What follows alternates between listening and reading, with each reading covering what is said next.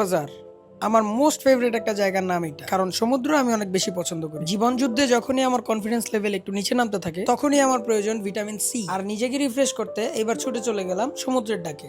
সাথে ছিল আমার পছন্দের মানুষগুলো, যাদের সাথে থাকতে থাকতে আমার এখন আর মাথা কাজ করে না। আর এরকম একটা সুন্দর ওয়েদারের ফিল নিতে নিতে আমরা পৌঁছে যাই বাজার। এবার আমাদের প্ল্যানিং ছিল শহরের ভিড় থেকে একটু দূরে থাকা, তাই আমরা এবার সিলেক্ট করি Inani beach resort and spa. ঢুকতেই সুন্দর একটা গ্রিন ভিউ এন্ট্রেন্স, কিছুক্ষণ বসে চিল করার মতো একটা লবি, তার সাথে আবার ওয়েলকাম ড্রিঙ্কস।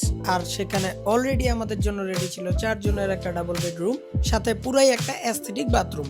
এত রিজনেবল একটা প্রাইসে এই রিসর্টের সব সার্ভিসের সাথে ছিল একটা ছোট্ট কিউট সুইমিং পুল। আমাদের প্রত্যেক ট্রিপে সবসময় একটা স্পেশাল টার্গেট থাকে, আর সেটা হচ্ছে আমাদের চাচা। কারণ আমাদের চাচা এমন একটা চাচা যার সাথে আমাদের বাপ দাদার কোনো সম্পর্ক নেই, তাই আমাদের মন মতো আমরা সব ধরনের অত্যাচার করতে পারি আমাদের চাচার সাথে।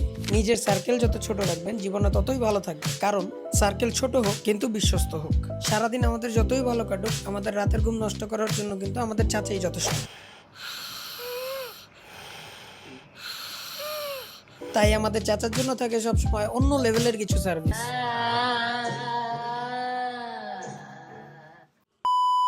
যাই হোক, জীবন একটাই, প্রচুর ঘুরতে হবে, মজা করতে হবে।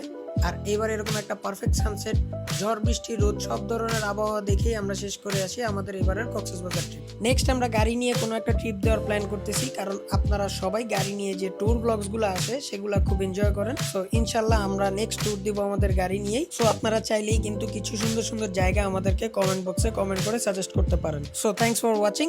দেখা হচ্ছে সবার সাথে নেক্সট ভিডিওতে। সবাই ভালো থাকবেন, সুস্থ থাকবেন, আল্লাহ হাফেজ।